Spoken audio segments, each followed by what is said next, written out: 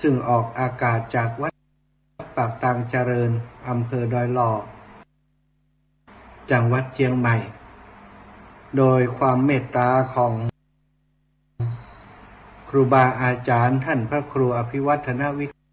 กรมผอ.คลื่นสีขาวผู้ดูแลสถานีครอบครัวคลื่นสีขาวได้มอบภาพพระมหาสมชาติชาตปัญโยอุทยานวัดบรรพตสถิตตำบลพิจัยอำเภอเมืองจังหวัดลำปางเป็นผู้รับผิดชอบดำเนินรายการในช่วงเวลานี้ก็กราบในเมตตาครูบาอาจารย์เป็นอย่างสูงน้อมไว้สาครูบาอาจารย์พระสงฆ์องค์สังฆเจ้าทุกรูปทุกองค์ที่ติดตามรับฟังรายการความสุขความสวัสดีบังเกิดมีแก่ศรัทธาญาติโยมทุกท่านทุกคนเนอะพี่น้องตั้งเชียงใหม่ก็มี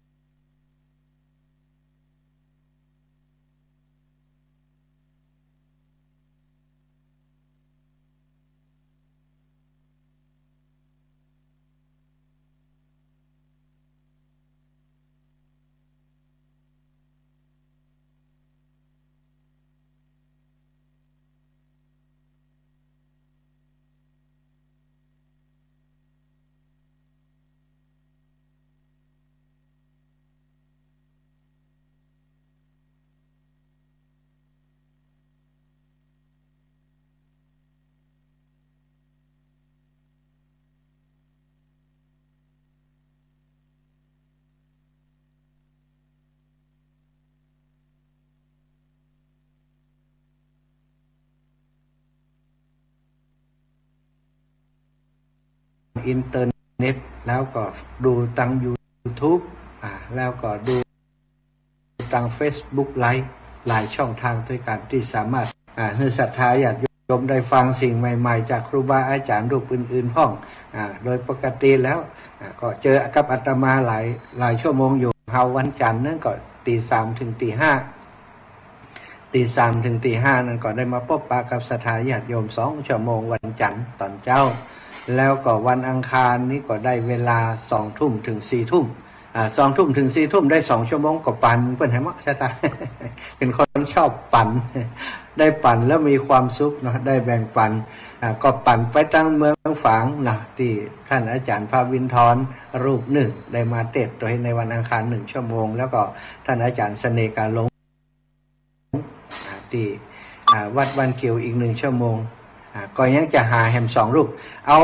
เดือนหนึ่งคือเปิดได้ออกวันอังคารโดยอาตมาคนละวันละชั่วโมงเองเนาะถ้าได้ก็ตอนนี้ได้อูจากับท่านอาจารย์พระมหานุปดลสุวรรณเมธีวันพุธเปิ่นบอกค่อยได้เข้าเต็มตอนใดก็จะหาเวลาว่า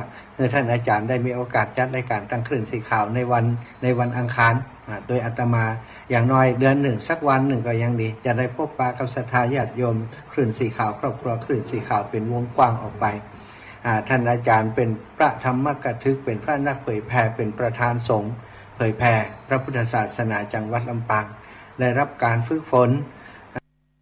ในเรื่องของการหลายด้านหลายอย่างศรัทธาญาติโยมมีความรู้ตึงต่างโลกต่างธรรม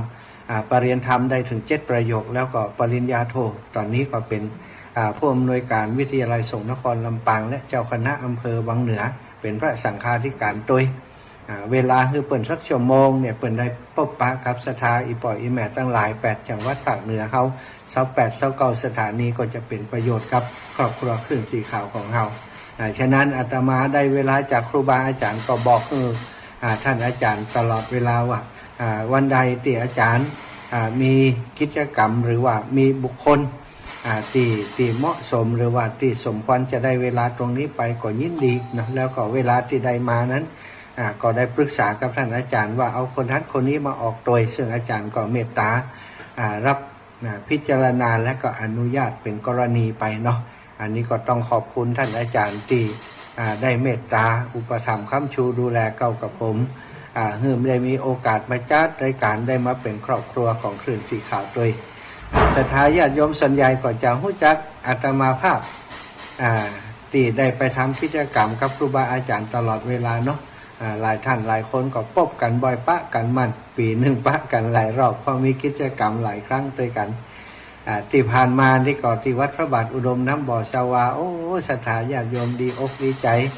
ครูบาอาจารย์ก็ดีใจเหมือนกันเพราะว่าศรัทธาญาติโยมไปนักไปหลายไปการเกินความคาดหมายที่เราได้คาดหมายไว้ประมาณเท่าอันเท่าอีเนาะแต่ว่าเอาเข้าจริงๆไปกันนักกว่าที่เราคาดหมายไว้เนาะมีเสียงรบกวนนะศรัทธาญาติโยมเป็นเสียงอดแอดจากประตูอาตมาขออนุญาตไปปิดกันนะ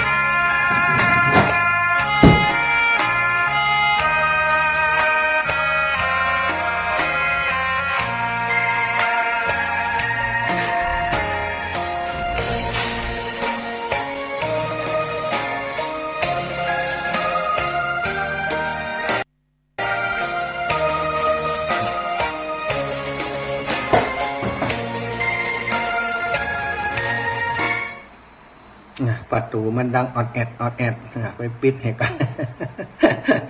มันเป็นสิ่งที่จะกวนใจเนาะจะได้อีปอยแม่ตั้งหลายพบปะกันวันนี้แฮม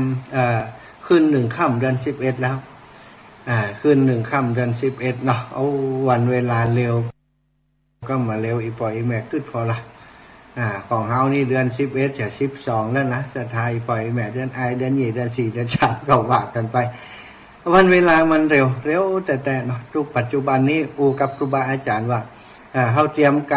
การเตรียมงานกันถึงเรื่องรอเตียนแป๊บ2-3 เดือนแล้วรอเตียนนะแล้วก็ตานเตียนเนี่ยวับแวบก็ตานเตียนเรียบร้อยแล้วศรัทธาว่าเดี๋ยวนี้ก็เข้าภาษากันเด็กก็จะเอาเข้าภาษาได้มา3 ศีลแล้วเนาะ3 ศีลก็เป็น15 วันแล้วที่เข้าพรรษา3 เดือนนะใช่ไหมก็เดี๋ยวอีก15 วันก็เป็น1 เดือนก็เดี๋ยวก็เป็น2 เดือน3 เดือนวันเวลามันรวดเร็วมันหมุนเปลี่ยนไปเร็วเหลือเกินบางครั้งบางทีคนเฮานี่ตั้งตัวบัดตันตั้งตัวบัดติดกึดใจเนี้ยนั่นกึดใจเนี้ยนี้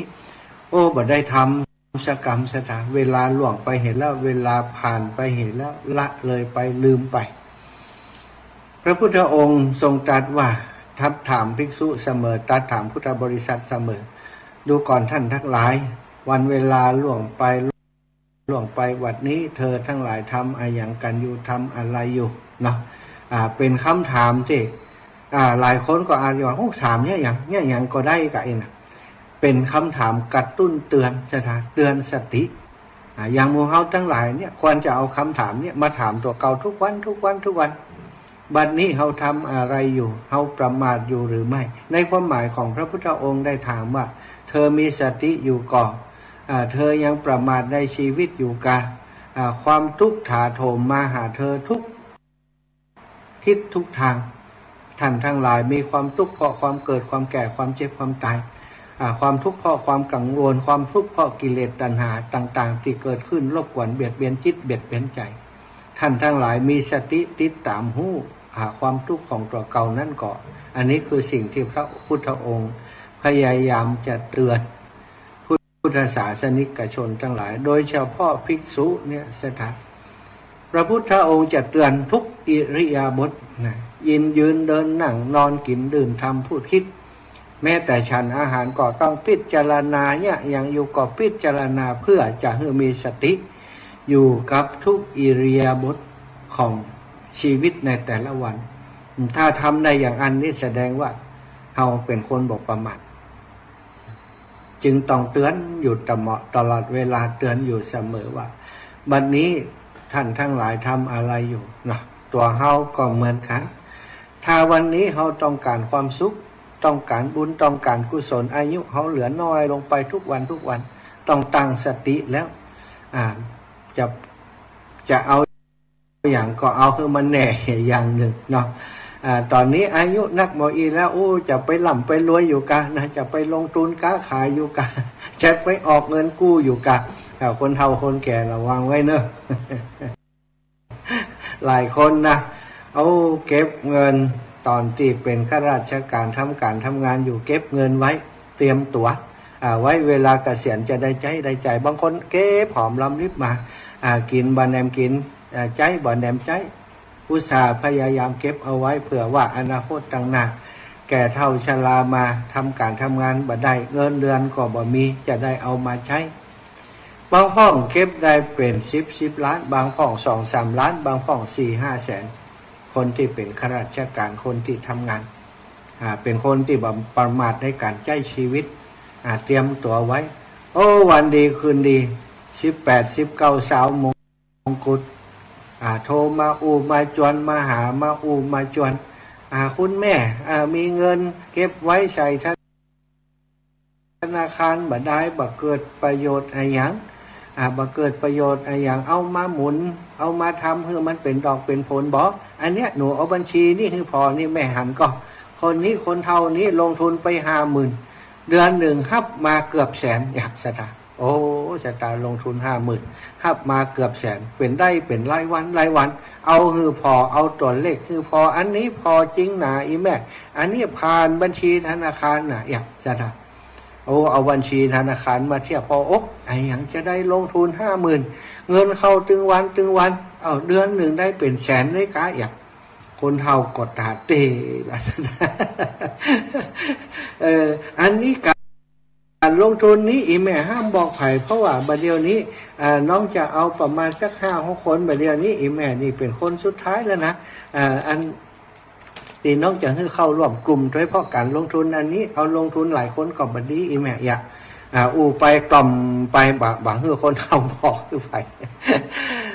คนเท่าบางคนก็หลงเชื่อศรัทธาญาติโยมเพราะหมู่นี้มันมีทักษะในการนะ18 มงกุฎเนี่ยศรัทธาเฮยแต่งตัวกอบภูมิฐานการการจาการวันล้อมกิริยามารยาทนะแม้กระทั่งเครื่องประดับรถลาติมหานี่เป็นรถหรูๆนะประดับประดาตัวเองนี่ก็กระเป๋ากระเสื้อผ้าหน้าผมนี่ดูดีดูงามดูเป็นผู้ดีไปหมดการการจาก็น่าเชื่อถือถ้ามือคนเฒ่าคนแก่หลายๆคนประมาทพลาดพลั้ง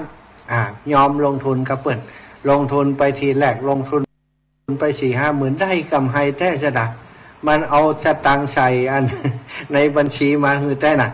มันก็ใส่ได้กำไรถึงวันก็ดีใจนี่ดีใจได้กำไรแท้ทีนี้มันก็มีช็อตต่อไปนะถ้าลงทุน50,000ได้แต่อีแม่จะลงเงินสัก4-5 แสนบ่สักล้านบ่จะได้เงินต่อเดือนต่อใดพอเปิ่นลงทุนไปสถาญาติโยมลงไป1-2 ล้านแล้วแต่มีเงินแต่เงินลงมาละกำนี่พอลงทุนไปแล้วเอาละเงินที่เคยได้นี่หายไปเลยเงินที่เคยได้เดือนแต่อันต่อที่หายไปก็แปลกใจว่าเดือนนี้สตังค์ยังบ่เข้าเดือนนี้สตังค์ยังบ่เข้าเดือดร้อนโทรไปหาอีตัวนั้นที่มาหาปิดเครื่องไปแล้วตุ๊ดสายบ่หวังบ่ครับสายนี้บ่เปิดใจบริการคำเตือเอาหู้ตัวศรัทธากว่าจะหู้ตัว 2-3 เดือนไปแล้วหมดเงินในบัญชีเกลี้ยงตับหมดแช็คบางครั้งบางทีบักกาบอกไผอายให้ลูกให้หลานฆ่าตัวตายไปก็มีศรัทธาบางคนไปแจ้งความฟ้องร้องไปแจ้งความตำรวจช่วยยังบ่ได้บ่มีหลักฐานสาวไปถึงตัวเขาเลยเป็นคนที่ไหนบ่ฮู้ถามมีหลักฐานยังก็เอาหลักฐานมาให้พอใบใจชื่อจริงใบใจนามสกุลจริงเพิ่นจะเสาะหาได้อย่างไรเสียจ้ะบ่มีในทะเบียนประชาชนสุดท้ายสุดมาก็ฮู้ว่าโดนหลอกก็หมดเนื้อหมดตัวไปหลายคนอันนี้เสียจ้ะ ว่ามีสติในการที่เท่าแก่แล้วยังหลงอยู่ยังคิดว่าตัวเก่าจะไปเป็นปนเลี้ยงไปเป็นเศรษฐีบางครั้งบางทีนั่นน่ะสถาความโลภความหลงที่อยู่ในจิตในใจของเฮาเนี่ยถ้าอยู่ดีอยู่ได้นี่บ่มีไผมากระตุ้นนี่นะมันก็นอนนิ่งอยู่เนาะนอนนิ่งอยู่เฉยๆของมันเนี่ยเหมือนกับว่าเขาเป็นคนพอเพียงแล้วเขาเป็นคนบ่เอาอย่างแล้วเอกอะแต่พอวันดีคืนดีถ้ามีคนมาจุมาหลอกโดยรายได้โดยผลประโยชน์มันก็คืดไปถึงว่าถ้ามีแหมน้อยก็ดีนะ ถ้าเป็นไม่เลี้ยงย้ำเท่าก็ดีเหมือนกันนะเวลาเจ็บเป็นเย็นอุ่นจะได้เอามาใช้นั่นนี่บางเตือกึดไปถึงลูกถึงหลานบุญทันใดอย่างอีแท้มึงอีนะจะได้จ่วยลูกจ่วยหลานจ่วยคนนั้นคนนี้ไปหมดบางเตือกก็กึดจะดี แต่เอาไปเอามาก็ถูกหลอกอย่างที่หวานเป็นข่าวบอกว่าจะกี่ครั้งกี่คราวแล้วนะสถาเป็นข่าวลักษณะอย่างครูบาอาจารย์ก็โดนหลอกตำรวจทหารข้าราชการเกือบจะทุกกระทรวงระบวงกรมโดนหลอกแบบนี้โดนหลอกแบบเนี้ยเอาไปลงทุนเป็นแชร์เป็นเชยอย่างบอกว่าสถาแชร์บอกว่ากี่แชร์เนาะแชร์ตั้งแต่แชร์ช่ำม่อยมาแชร์คนนั้นคนนี้มาเนี่ยก็หาว่าเหมือนกันนะอันนี้บัจจัยแชร์นะอันนี้เป็นการลงทุนแต่เอาไปเอามาก็ปิดโทรศัพท์หายจ้อยเหมือนกันขอให้ปล่อยแม่ตั้งหลายให้ระมัดระวังเนอะมันมีข่าวในเรื่องเกี่ยวกับลักษณะอย่างอีตลอดเวลาเตือนสติตัวเก่าไอ้อย่างที่มันได้ง่ายเกินไปนะมันบ่มีในโลกหรอกปล่อยแม่เฮ้ยลงทุน4-5 หมื่นได้ก็เป็นแสน มันก็เกินความจริงไปนะเขาก็ต้องคิดถึงนะว่าถ้ามันเกินความจริงไปมันเหนือความจริงไปมันก็บ่ใจความจริงแล้วมันต้องเป็นการหลอกลวงมันเป็นการที่ทำให้มันมีโอกาสที่จะทำให้เราสูญเสียทรัพย์สินเงินทองไปโดยใช่เหตุก็ต้องตรวจสอบระมัดระวังถ้าบ่ฮู้บ่เข้าใจก็ถามลูกหลานถามคนที่เปิ่นฮู้อย่างอีมันมีแต่กะมันอย่างอันอย่างอีแต่กะเนาะถ้ามันใดแต่คนทั้งโลกทำไมเขาทำกันทำไมมีแต่คนหมู่นี้ทำไมมีแต่เขาที่จะไปทำเนาะก็คือระมัดระวังช่วงนี้เนาะกำลังโด่งดังในเรื่องของอาจารย์กายแก้วกายเกิลอย่างนี้อีแม่ตั้งหลายไปให้เสียจื่อเจ้าพูดเขานะบัดเดียวนี้นะอันศาสนาต่างๆเป็นรู้ถูกว่าคนพุทธศาสนาเนี่ยเชื่อง่ายเชื่ออย่างง่ายแล้วก็งมงายในสิ่งที่ไร้สาระนะงมงายในเรื่องของไสยศาสตร์ในอย่างต่างๆเนี่ยสถานพุทธศาสตร์เป็นศาสนาของผู้รู้ผู้ตื่นผู้เบิกบานเอากลายเป็นมาเดียวนี้นะพุทธศาสนาของเฮาเนี่ยชาวพุทธของเฮาเนี่ยห่างไกลจากคำว่าฮู้ว่าตื่นว่าเบิกบานกันนักหนาปล่อยแม่ไปพอเถอะเอาคนที่ไปปูจาไปไหว้ไปบวงสรวงไปบวงสรวงอาจารย์กายแก้วกายเกิลอย่างเป็นแม่งอย่างกำใจเนาะผีกะหังกำใจนกกำใจคนกำใจ ตัวดำคลึกนะอยู่ที่กรุงเทพนะตัดใดหันว่าบัดได้ดูข่าวจริงๆบัดได้ดูข่าวชัดเจนเท่าใดคนไปบนบานศาลเก่าไปขอเหล็กขอหวยวันที่15-16แน่นจนป้อมมีคนเดินมีช่องจะเดินใช่ไหมดูเป็นการแห่ยังอันนะโดยทั่วไปแล้วส่วนใหญ่คือชาวพุทธคนที่เป็นพุทธที่ไปอย่างนั้นศาสนาอื่นเป็นเพราะงมงายอย่างของเราทั้งที่ศาสนาของเรานี่ศาสนาของพระพุทธเจ้านี่นะพระพุทธองค์บอกว่าพุทธะแปลว่าผู้รู้ผู้ตื่นผู้เบิกบานฮู้ไอหยังใช่ไหมฮู้ไอหยังคือฮู้ตามความเป็นจริงฮู้ว่าโลกนี้นะมีกฎธรรมชาติอยู่3อย่างอนิจจังทุกขัง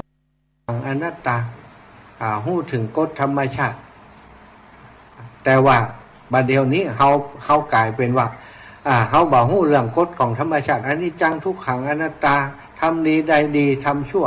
ได้ชั่วนี่เขาบอกใครฮู้กันละอาศัยการบนบานศาลกล่าวอาศัยอำนาจจากสิ่งศักดิ์สิทธิ์เทวบุตรเทวดาพ่ออาศัยอำนาจจากสิ่งที่เป็นตั้งไสยศาสตร์ เป็นไสยศาสตร์เนี่ยพูดผีปีศาจอย่างมุดศรัทธากล้วยออกกล้วยแตงปีกลางเก้าเนาะ กลับไปขอหวยไปบวงสรวงก็มีนะศรัทธาความจริงเนี่ยวิทยาศาสตร์เป็นยะได้หมดน่าจะให้มันออกกันแตงปีกลางเก้าเปิ่นก็มีวิธีจัดการนะพอเปิ่นยะเปิ่นนี่มาคนที่บ่ฮู้ก็ไปไหว้ไปสากเอาดอกไม้ถูกเทียนไปปูจาไปขอหวยขอเลขแล้วก็บังเอิญบางคนก็ถูกเห็นพอถูกมาปุ๊บก็โด่งดังกลายเป็นความเชื่อกลายเป็นความนิยมความเชื่อถือศรัทธาอีปล่อยแม่ลองขึ้นพอในช่วงก่อนๆเนี่ยเมื่อ3-4 ปีก่อนเนี่ยจัตุคามทำล้ำมาเทพจัตุคามล้ำมาเทพอันนั้นเทวดาติปกปักรักษานะอยู่ที่อันพระธาตุอันนครศรีธรรมราชเพิ่นเพิ่นตำนานเพิ่นว่าอย่างว่าอันขุนพันธ์เนี่ยมีจัตุคามทำล้ำมาเทพอยู่ถึงได้อยู่ยงคงกับพันเรื่องอยู่ยงคงกับพันคือโจกคือหลับผลิตอันจัตุคามรามเทพมาสถานจัตุคามรามเทพดังส่วงนั้นนิกาไผ่ก็ได้ห้อยไผ่ก็ได้แขวนองค์ใหญ่ๆช่ำเน็ตนะบางคนแขวนองค์เต่าดงเต่าหึก ขอแบกประจำแป้ก่อนนิยมกันนะสถานนิยมเริ่มใส่กันแปลกเนาะของพระพุทธเจ้ามีบ่ไหวบ่สานะไปห้อยยังกันเหมือนว่าจตุคามรามเทพและต่อมาแหมต่อมาก็ไอ้ไข่ก็จตุคามเสื่อมมนต์ขังไปก็เอาไอ้ไข่มาโฆษณาไอ้ไข่อันมาโฆษณาว่าฮือโจกฮือใจอย่างนั้นคนก็มีไอ้ไข่กันมีคุณไข่มีน้องไข่มีไอ้ไข่เนี่ยปุจจากันบอกว่าเปิ่นจะฮือหวยถูกฮือโจกอย่างอันอย่างอีต่อมาปีที่ผ่านมานี่มีอย่างเงี้ยเอาของสูงมาเล่นแหม เอายมพบาลมาเอาท้าวเวสสุวรรณมาว่าปีที่ผ่านมาเป็นปีของท้าวเวสสุวรรณไผ่ปูจาท้าวเวสสุวรรณจะร่ำรวยมีจกถูกหวยรวยแช้มีจกมีใจเล่นเอาวัดวาอารามต่างๆแต่ละตีละแห่งสถานเอาท้าวเวสสุวรรณไปเป็นตีเป็นรูปสักการะบูชาในวัดในวาเคียงคู่กับพระประธานในวิหารสร้างองค์ใหญ่ต่อได้เต่าเนาะจะคึงกันเดี๋ยวนี้เอาแล้วกายแก้วมาแห่มแล้วอาจารย์กายแก้วดิ้มดีจะเข้าไปอยู่ในวัดในวาแห่งมั้งนะวัดวาตังบ้านเฮานี่ขอเนอะก่อนมีไปวันเดียวได้ข่าวว่ามาลำปางแล้วนะมาเดี๋ยวถ้าเขาน้อยลำปางแล้วนะมีเพจหนึ่งใน Facebook เนี่ยเปิ่นแชร์กันเข้ามาว่าวันเดียวมาถึงลำปางแล้วว่าเชียงใหม่ไปอะไรอย่างเชียงใหม่เชียงรายพะเยาไปนั่นไปอย่างนี่น่าเป็นห่วงความศรัทธาของศรัทธาญาติโยมทั้งหลายของชาวพุทธทั้งหลายที่มักจะมีไอ้อย่างที่มันผิดเพี้ยนออกไปจากลู่ทางจากเส้นทางจากคำสอนของพระพุทธเจ้านักไปติ๊กสถานใจก็บอกว่าอันเข้าถึงพระพุทธพระธรรมเป็นสรณะเป็นที่พึ่งแต่ว่าถึงเวลามาพบก็ไปเอาพูดผีปีศาจไปยังบอกว่าเป็นที่พึ่งนะเป็นที่พึ่งก็บอกหูตกลงแล้วบัดเดี๋ยวนี้เขาเป็นชาวพุทธแบบใดกันแน่เนาะธรรมะวัดก็เข้าพระเจ้าก็ไหวแล้วก็สิ่งศักดิ์สิทธิ์ทั้งหลายพูดผีปีศาจทั้งหลายตีแม้กระทั่งจุ่มปลวกแม้กระทั่งต้นไม้ก็ไปไหวไปสากันในอดีตเก่าสมัยก่อนสมัยพุทธกาลมาแล้วนะก็มีอย่างเงี้ยนะสถามันจะว่ามีนะ คนในสมัยที่พุทธศาสนาบังเกิดกำเนิดเนี่ยไปไหวไปบวงสรวงเจ้าแม่กาลีอย่างตั้งอินเดียซ้ำให้บวงสรวงหรือว่าเส้นไหวแต่ละครั้งเนี่ยศรัทธาพรีละกรรมแต่ละครั้งเนี่ยบางครั้งเนี่ยใจชีวิตของมนุษย์ก็มีอย่างอาจารย์กายแก้วมีคนไปบวงสรวงว่าได้โจกได้ใจว่าจะเอาแมวไปอันสังเวยว่ะแล้วก็มีการเนี้ยจริงด้วยนะศรัทธาญาติโยมฆ่าหมาฆ่าแมวบางผ่องก็ว่าฆ่าล้มใจเปิ้นใจฆ่าเปิ้นเอาไปปล่อยหั่นได้เอาไปปล่อยหั่นก็ได้เถอะศรัทธาแล้วไผจะเลี้ยงเปิ้น เอาชีวิตเปิ่นไปต่อรองเอาชีวิตของสัตว์สิ่งมีชีวิตเนี่ยไปบวงสรวงไปเส้นไหวเนี่ยแน่จริงก็เอาชีวิตต่อตัวเก่าไปเส้นไหวเลยกันเนาะ ถ้าข้าพเจ้ารวยจะเอาชีวิตนี่คือตันไปเลยอีกทำไมต้องเอาชีวิตของคนอื่นทุกชีวิตฮักชีวิตตัวเก่าหมดสิ่งสาราชัดแม้กระทั่งยุ้มใช่ไหมเวลามันคบเขาเนี่ยเขาจะตบมันถึงวิ่งบินขีบบินหนีหรอกเขาไล่ตบมันก็วิ่งไล่บินก็บินหนีติ๊กก็ฮักชีวิตเหมือนกัน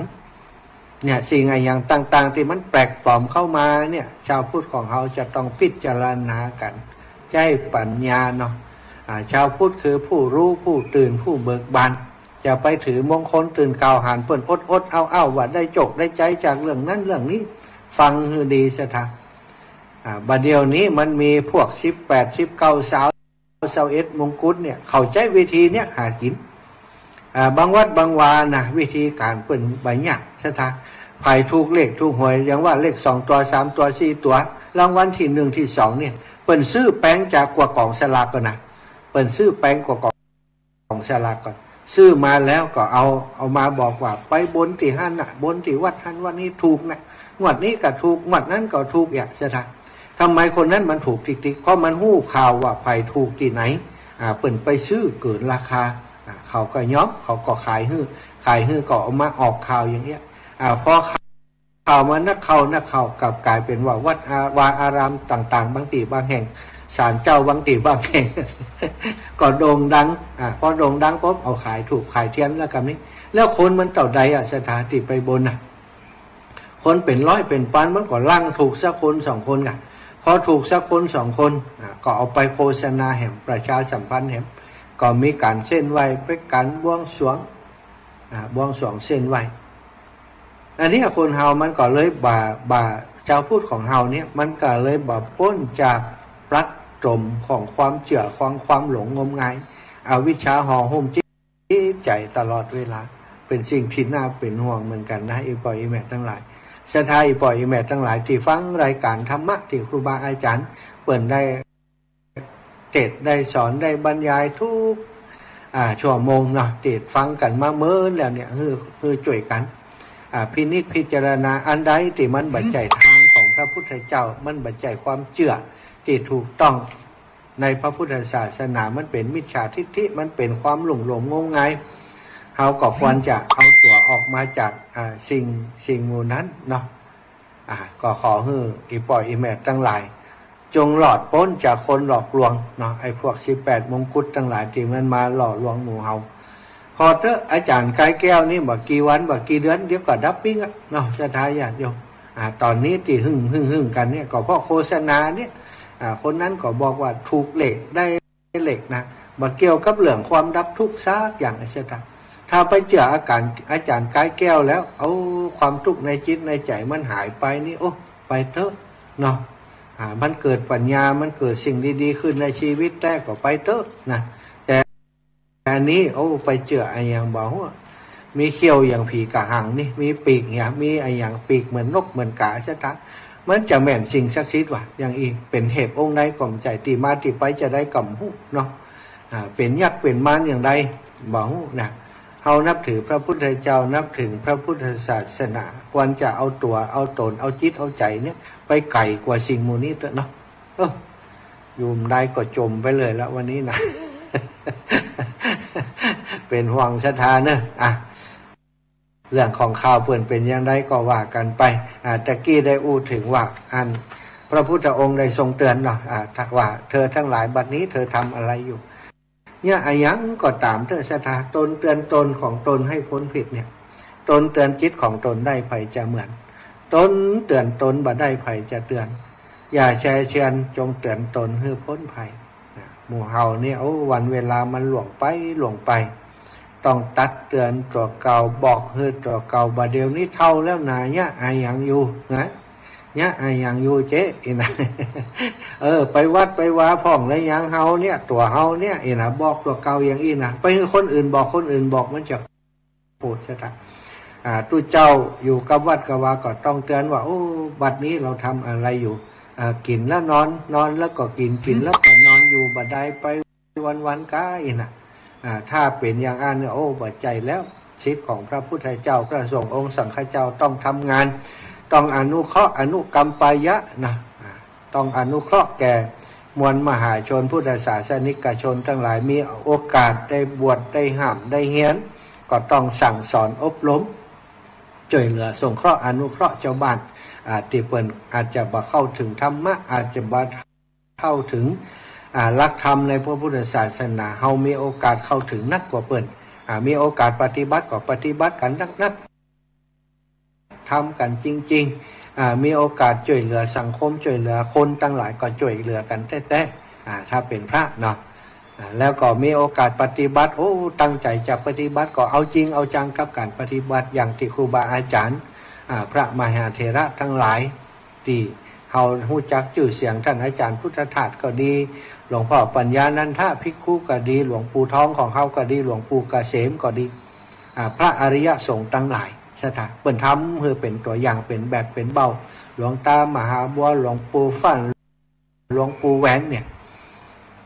ท่านอาจารย์เปลี่ยนเนี่ยหลายรูปหลายองค์ที่เปิ้นเนี่ยฮือหันทำฮือดูอยู่ฮือหันปฏิบัติฮือเฮาได้ทำตามเปิ้นก็ทำตามเปิ้นบวชเป็นพระสงฆ์องค์สังฆเจ้ามีงานจะต้องทำนักกว่าเจ้าบ้านคิดนะจะทำไม่ใจแค่กวาดวัดทำวัดสวดมนต์กวาดวัดกวาดว่าหน้าที่ทางศาสนานี่มีหลายอย่างโดยเฉพาะในยุคสมัยปัจจุบันนี้ก็ต้องมีการเฮียนตั้งโลกด้วยตึงตั้งโลกตึงตั้งธรรมต้องควบคู่กันพระสงฆ์นี่ไม่ใจว่าบวชแล้วจะหนีออกจากโลกนี้ไปบวชแล้วก็ยังอยู่ในโลกใบเดียวกันกับศรัทธานี่แหละเนาะเพียงแตกต่างกันในความเป็นอยู่เท่านั้นต่างกันโดยกฎโดยระเบียบพระสงฆ์มีศีล227จะเดินทางไปไหนมาไหนจะไปนอนโรงแรมก็จะไปนอนตีฮั่นตีนี่กันนี่บ่เหมือนเจ้าบ้านศรัทธาจะไปในแหล่งอบายมุขสถานบันเทิงอย่างบ่ได้เป็นพระสงฆ์แล้วโคจรสิ่งที่บุคคลจะไปมีตีนไหลพ่องก็ต้องเฮียนหูการประพฤติปฏิบัติเนี่ยเป็นเรียกว่าอภิสมาจารการประพฤติปฏิบัติต่างๆของพระสงฆ์เนี่ยเสขียวัตรต่างๆต้องหูต้องปฏิบัติอย่างใดต้องบิณฑบาตเลี้ยงชีพต้องทำกิจกรรมอย่างพ่องก็จะต้องหูจะต้องทำคนที่เปิ่นบวชเข้ามาแล้วทำปฏิบัติดีปฏิบัติชอบคัดเก่าตัวเองจริงได้เฮียนได้หู้จริงนะเปิ่นก็จะมีความหู้ไปสั่งไปสอนไปอบรมทำตัวให้เป็นแบบเบ้าเป็นตัวอย่างคนทั้งหลายก็ได้ ถือเป็นเนื้อนาบุญได้ทำบุญกับพระสงฆ์องค์สังฆเจ้านั้นๆก็มีหลายรูปหลายองค์เนาะที่ในปัจจุบันนี้ที่เป็นที่เคารพนับถือท่านววชิระเมธีก็ตามท่านปอประยุทธ์ประยุทธ์โตเนี่ยเป็นครูบาอาจารย์ที่คนทั้งโลกเคารพนับถือเปิ่นทำเป็นแบบเป็นอย่างพระสงฆ์ของเฮาก็ต้องเอาแบบอย่างจากครูบาอาจารย์มาประพฤติปฏิบัติเป็นฆราวาสญาติโยมก็เช่นเดียวกันต้องรู้หน้าที่ของเฮาอุบาสกอุบาสิกามีหน้าที่เนี่ยอย่างพระสงฆ์องค์สังฆเจ้ามีหน้าที่ห้ำเฮียนภาคเพียรปฏิบัติเฮาทั้งหลายก็สงเคราะห์อนุเคราะห์ดูแลพระสงฆ์องค์สังฆเจ้าในกิจการของพระศาสนาเป็นพุทธบริษัทที่คอยขับเคลื่อนหมุนล้อธรรมจักรของพระพุทธเจ้าคือเดินไปตั้งหน้าคือเคลื่อนไปข้างหน้าบ่คือมันล้มอยู่กับที่บ่คือมันสูญหายบ่คือมันสาบสูญไปมีลูกมีหลานก็เอามาบวชในพระพุทธศาสนาเป็นการสืบต่ออายุพระพุทธศาสนามีโอกาสก็ศึกษาห้ำเฮียนกันเนาะจะtaคำสอนของพระพุทธองค์จะได้คงอยู่กับคู่กับโลกของเราไปถึง5,000 ปีอย่างที่พระพุทธองค์ทรงทำนายไว้ต้องอาศัยกันอย่างเอี้ยนะวันเวลาผ่านไปบัดนี้เราทำอะไรอยู่เพื่อตัวเองเราได้เงี้ยอย่างพ่องเพื่อสังคมเราได้เงี้ยอย่างพ่องอันนี้คือสิ่งสำคัญอนาคตตั้งหน้าเส้นทางที่เราจะเตียวไปตั้งหน้านั้นมันไก่กันดานต่อใดอย่างใดบ่หูสถาทุกคนเกิดมาต้องตายบ่ว่าเปิ้นบ่ว่าแต่ว่าอาตมาภาพก็บัดเดี๋ยวนี้ถ้าอู้ถึงว่าก็เปรียบไปแล้วก็ตอนบ่ายค่อยบ่ายเย็นละบ่ายแก่ๆแล้วอาตมานะบ่ายค่ำแล้วเนาะเป็นตอนเจ้าเนาะคนถ้าตอนเจ้าชีวิตตอนเจ้าลุ่งอรุณชีวิตใหม่ก็คือตั้งแต่น้อยถึงวัยรุ่นเนาะ ควายขึ้นมาก็เป็นพ่อบ้านแม่บ้านควายขึ้นมาก็40-50นะแล้วบ่ายเนี่ยเริ่มบ่ายก็บ่ายโมงนี่นะศรัทธาก็60ขึ้นไปอาตมาก็บ่ายโมงแล้วตอนนี้นะชีวิตบางว่านะศรัทธามันจะอยู่ได้แหมกี่วันกี่เดือนกี่ปีแต่วันหนึ่งนั้นขอให้มีโอกาสได้สร้างได้ทำคุณงามความดีสร้างสมคุณงามความดีพอละในแต่ละวันสร้างสมสะสมคุณงามความดีจากนี้ถึงบัดได้บรรลุก็ยังได้สร้างสมบุญญาบารมีไปแต่ว่าบุญบารมีแก่กามันจบเหตุจากนี้ก็ดีเหมือนกันจะได้บัดต้องเวียนว่ายตายเกิดแหมขี้ข้านเฮียนหนังสือ เขาถามมันจะได้ว่าอยากเกิดเห็นไหม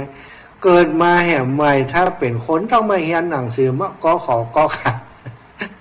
มาตุกแห่ใหม่อาจารย์ผมก็เป็นอย่างนี้แต่นะถ้าเขายังบัดจบโรงเรียนเขาบัดจบมหาลัยแต่มหาลัยชีวิตเขายังบัดจบแต่ยังเป็นพระอรหันต์เดือนมันต้องได้เฮียนซ้ำแล้วซ้ำแห่มอยู่เนี้ยนะเนาะศรัทธาทั้งหลายเอาแล้วนะวันนี้สเปเหตุละไป15:43 นาทีเนอะศรัทธาอีปอยอีแม่ทั้งหลายก็ขอแจ้งเนาะกับศรัทธาญาติโยมวันต่อเจ้าเนาะมีศรัทธาอีปอยอีแม่เพิ่นโทรมาว่าท่านได้ข่าวว่าท่านอาจารย์จะทำบุญอะไรอย่างทำกิจกรรมอะไรอย่างยังบาหันเพิ่นประกาศทั้งคืนสีขาวโลว่าอีนะศรัทธาอีปอยอีแม่ทั้งหลายเนาะงานวันอย่างครูบาอาจารย์เพิ่นก็มีงานในวัดในวาเป็นงานส่วนตัวเป็นงานที่ทำเฉพาะกลุ่มที่บักกว้างตัวใดสำหรับงานเครือข่ายคลื่นสีขาวส่วนใหญ่ก็จะเป็นงานหน้าหมู่เป็นงานที่จะต้องประชุมหารือกันเป็นงานที่จะสร้างประโยชน์ให้กับสังคมโดยรวมนะนักแล้วก็ถึงจะมีการทำในนามคลื่นสีขาวอย่างของอาตมานี่เป็นคนในเครือข่ายคลื่นสีขาวนี่ก็ถ้ามีงานคลื่นสีขาวก็ไปจ่วยไปทำนะสถานแต่ในส่วนตัวก็มีวัดวาอารามที่อาศัยพัฒนาอยู่ก็มีหน้าที่ส่วนตัวที่จะต้องพัฒนาวัดวาอารามที่ตัวเองอยู่ปัจจุบันอาตมาอยู่ที่วัดบรรพตสถิตก็ได้มาช่วยท่านอาจารย์พระมหานพดลสุวรรณเมธีเจ้าอาวาสเจ้าคณะอำเภอวังเหนือผอ.วิทยาลัยสงฆ์นครลำปางเปิดได้มอบหมายให้มาพัฒนามาบูรณะปฏิสังขรณ์เสนาสนะในวัดบรรพตสถิตเนี่ยก็เลยได้มาอยู่ที่นี่แล้วก็มาหันว่าก็จะต้องพัฒนาก็เลยได้บอกบุญเนาะกับศรัทธาญาติโยมที่ในพื้นที่ของจังหวัดลำปางแล้วก็ญาติโยมที่เปิ่นโยมป่อโยมแม่ที่ศรัทธาเริ่มใส่กันในตั้งเจียงใหม่พ่องตั้งเจียงไฮ้พ่องคือเปิ่นได้รับทราบว่าอันวันที่26นี่อาตมาจะทำบุญทักษิณานุปทานกิจที่กุฏิที่อาตมาอยู่เนี่ยเพราะว่ากุฏิหลังนี้หลวงป่อสีอองหรือว่าพระครูสิริธรรมวิพัฒน์เปิ่นได้สร้างเปิ่นได้แปลงเปิ่นได้ซื้อที่ดินที่นี้แล้วมาพัฒนาที่นี้คือเป็นวัดเป็นวาเป็นวัดราชชั้นเอกนะเจ้าค่ะโดยบารมีของหลวงป่อแล้วก็สมเด็จพระสังฆราชมาพระราชทานวิสุงคามสีมาในวันที่เปิ่นนั้นมีอันปิดทองฝังลูกนิมิตอะไรอย่างต่างๆเนี่ยเจ้าค่ะสมเด็จพระสังฆราชก็เสด็จมาก็ถือว่าเป็นวัดที่มีการพัฒนาเพื่อจะให้เป็นสถานที่ปฏิบัติธรรมของจังหวัดลำปางโดยครูบาอาจารย์ที่ได้กล่าวนามไปเปิ่นได้มรณภาพไปเมื่อแล้วสถาพออาตมามาอยู่นี่ก็มาคิดว่าจะมาอยู่สืบตีนแตนมือเปิ่นที่นี่ก็ควรที่จะทำบุญสุนทรทานกินตานไปให้เปิ่นทักษิณาไปให้ครูบาอาจารย์เปิ่นเหียก่อน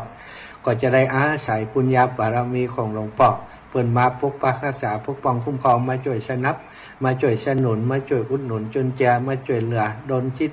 โดนใจศรัทธาญาติโยมคือได้หันประโยชน์ของการ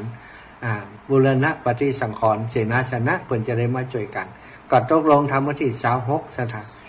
บัดได้ทำในนามของอันคลื่นสีขาวเนอะเพราะคลื่นสีขาวมีงานนักงานหลายที่เขาจะต้องทำในส่วนรวมที่ผ่านมานี่ก็ทำตานเกียนก็เพิ่งแล้วไปนี่อาตมาก็เก่งใจเลยบัดได้โฟดลงไปเลยบัดได้ประกาศลงไปในเครือข่ายคลื่นสีขาวก็แจ้งคือครูบาอาจารย์เปิ่นทราบเป็นการส่วนตัวเท่านั้นเนาะก่อนนิมนต์ครูบาอาจารย์บางรูปบางองค์ที่เปิ่นอยู่แบบปอไก่ในคลื่นสีขาวของเฮาคือได้ ได้มาถ้ามีโอกาสเป็นจะได้มาร่วมกิจกรรมท่านอาจารย์พระครูพิวัฒนาวิกรมท่านอาจารย์ก็ติดกิจนิมนต์ติดภาระหน้าที่ต่างๆของงานของท่านอาจารย์ก็ไม่ได้มานะเสียทางแต่สถาญาติโยมท่านได้ได้รับทราบข่าวที่อาตมาจะทำนี้มีจิตใจอยากจะร่วมบุญคนละเล็กละน้อยก็ยินดีเนอะยินดีที่ได้มีโอกาสร่วมบุญด้วยกันแต่บ่ได้ประกาศไปในนามของเครือข่ายคือเป็นเรื่องใหญ่เรื่องโตอะไรอย่างนะแต่ก็ยินดีจะรับความช่วยเหลือรับความเมตตาจากสถาปล่อยแม่ทั้งหลายเอาละเนาะกูนักไปก็จะมาได้โทรหากันละ15:48 นาที0808844173เนอะ0808844173โยมแม่จิรพันธ์โมป้อตังงานเวียงป่าเป้าถ่าตอนบ่ายนี่ทำมาได้ยินกะเวียงป่าเป้าเนาะแต่โยมแม่ตักมาทาง Facebook นะเจริญปอนโยมแม่เดี๋ยวก็จะเข้าไปอ่านโยมแม่ตักอย่างมาบอกเนาะ0808844173วันนี้มีหลวงป่อเนาะท่านเจริญปอนโยมแม่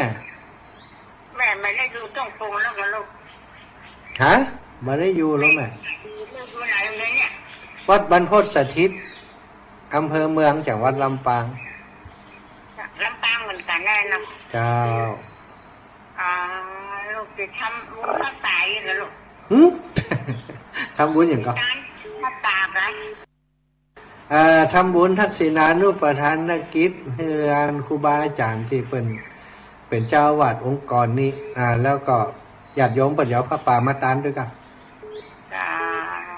แม่ของลูกอ่ะเด็กทำบุญอย่างจริงละอันเนี้ยเจ้าดูว่าตรงปรุงมาดูแล้วลูกเจ้าสาธุนะบุญรักษาแม่เจ้าเจริญพรแม่ยายพรมาจากเจ้าฝนตกนะแดดออกแจ้งเรื่องนี้เอาฝนที่ไหนมาลำปาง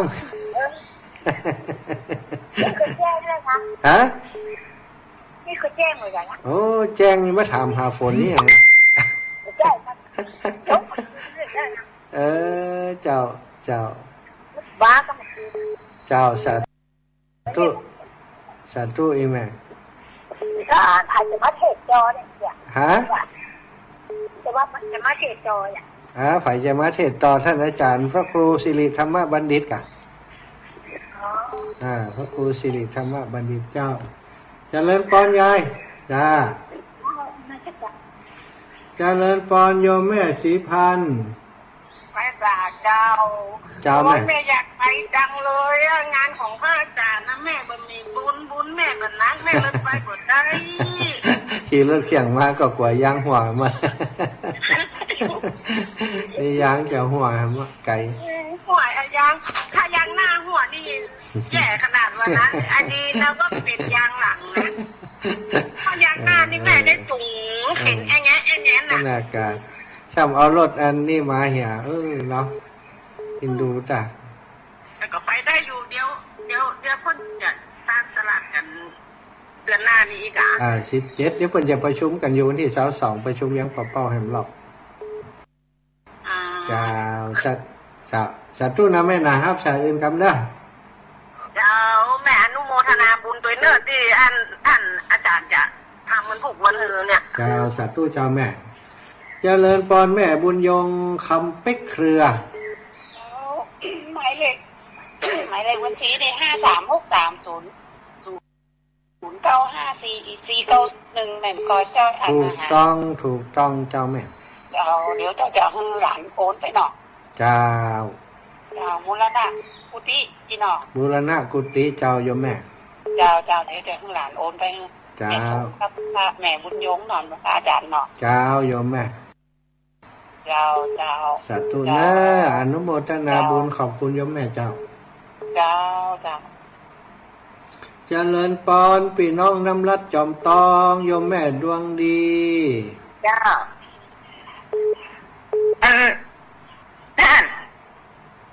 เอาสตางค์หอมไม่ส่งเลยเด้อหอมไผ่เอาหอมที่อันกระตานอันสะก้อนตานโอมน่ะ ฮะกะหอมเพื่อตัวเก่าเนี่ยเนอก เดี๋ยวจะบอกมหาสมชาติเพื่อว่าอีแม่หอม200ไปนอนเลยจ้ะ หืม มาเดียวกันนอนนั่นแหละ เป็นนอนม่วนละกำนี้เอาปล่อยมันเนาะมันอย่างไรมันสุขภาพทำเรื่องจำราวมันจะปวดได้ปวดได้จริงๆพอมันเนาะสาธุบุญรักษาอีแม่นะจ้าฮับสายปอบุญตันก่อนอีป้อเจริญปอนไปสาธารณะจ้าป้อ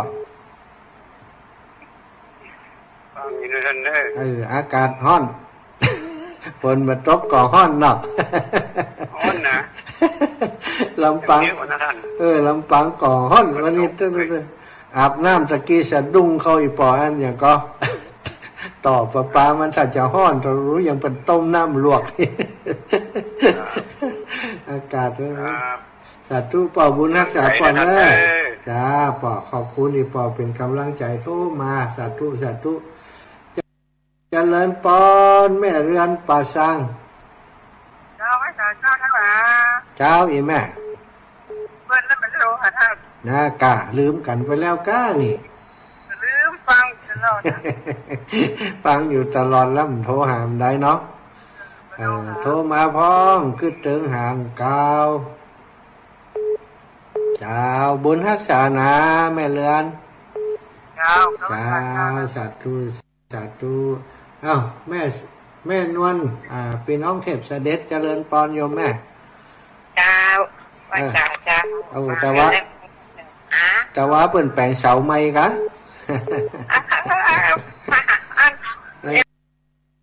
หันอยู่ครับเจ้าตุลุงเปิ่นเอามาลงนี่ว่าปกเสาอีว่ะแต่ไปสักตอนเดียวสักตอนไหนก็ไปวัดเสียเจ้าแม่แล้วก็ถูกทำหันหรอกมันถูกวันไทยวันคำเจ้าตุลุงนี่เป็นขยันจ้ะไปจุ๋ยตลอดเนาะมันหน้ามาเอวมันหน้ามาเอวไปกะถ้าไปทั้งปุ่นถึงไปเอวแน่นอนเองถ้าวันที่เช้าป่านี่ก็เนอแม่จะโอนคืนนั้นเลยเจ้าไหนก็ได้นะหอมฝากหั่นหาสมชาติหอมอีกก็ได้รู้เนาะยังกระเทียมถ้านั้นฝากท่านหอมมหาสมชาติกัมอยากเนาะได้กาเขาจะบอกให้เปิ่นอยากเปิ่นเป็นคนอู้ง่ายตายแม่บอกเบลนะสาธุโยมแม่สาธุจ้าพี่น้องบ้านใหม่แม่บ้านใหม่วังมน อีแม่ฟังตั้งใดนี่บ้านใหม่วังมนนี่ถ้าวันที่เช้าป่านี่ก็เนอแม่จะโอนคืนนั้นแม่ปิดวิทยุก่อนจ้าบ้านใหม่วังมนปิดวิทยุก่อน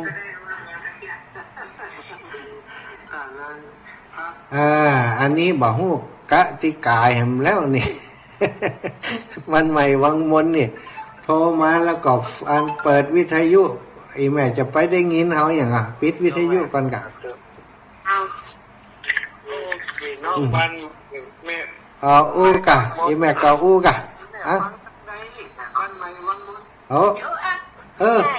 มาปิดจังไรคำเตี้ยแล้วเจ้าปิดไว้วัดเหนือคำเตี้ย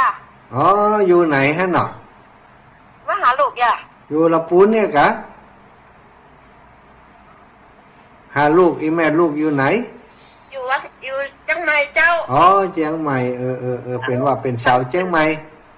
เจ้าทางขึ้นเลยเจ้าดีกะน่าเจียงใหม่ได้ยิน 104.50 วัดฝ่ายหินเนาะเจ้าอนุโมทนาบุญขอบคุณอีแม่เนอะเจ้าบ้านก็ง่อมหายแม่หั่นกันเนี่ยมีใครอยู่บ้านแถมที่วัดหัวจะได้ปิดสาธุเจ้าไว้สาธุขอบคุณนะวันนี้มีครูบาอาจารย์หลวงป่อท่านพระอธิการณรงค์นะพระอธิการณรงค์ประภากโรเจ้าอาวาสวัดประตูต้นพึ่งท่านางลอยอำเภอเมืองจังหวัดลำปางตำบลชมพูอำเภอเมืองจังหวัดลำปางเมตตานำน้ำมาถวาย50 แพ็คสถานเอามาส่งจุติเลยกราบเมตตาขอบคุณหลวงป่อท่านสมภารท่านเจ้าพระอธิการณรงค์ประภากโรวัดประตูต้นพึ่งท่านางลอยเนอะ เป็นอย่างสูงเก้ากับผมขอนอบน้อมไว้ชาด้วยความเคารพครับศรัทธาหลายท่านหลายคนนะที่เพิ่นให้ห้อมเป็นจังเป็นอย่างมากก็ต้องขอบคุณนะพี่น้องตังลำปางดับปิ้งลำปางขาดกำลังได้ยินนะตะกี้หันนั้นเขาตักมาในนี้ว่าอันอย่างก็เปิดอันเชื่อมสัญญาณแล้วเนอะแสดงว่ากำลังเชื่อมสัญญาณ เป็นอย่างนอศรัทธาญาติโยมเวลาหมดเวลาก็เดียวก็ช่วงชั่วโมงที่สองนี้จะเป็นท่านอาจารย์พระครูสิริธรรมบัณฑิตนะเป็นอะไรก็อย่างกำเมืองเนี้ยสิริธรรมกำเมืองเนาะรายการสิริธรรมกำเมืองจะโปปะกับศรัทธาญาติโยมต่อจากนี้ไปเนาะเดี๋ยวจะลองติดตามเช็คพอก่อนเปิดเข้าตันได้เนาะแล้วสำหรับวันนี้อาตมาภาพก็ขอนำรายการจากราศรัทธาญาติโยมไปด้วยเวลาเพียงเท่านี้ขอความสุขสวัสดีบังเกิดมีแก่ศรัทธาญาติโยมทุกท่านทุกคนเนอะจัตตารโอธรรมาวทันติอายุวโนสุขังพระลา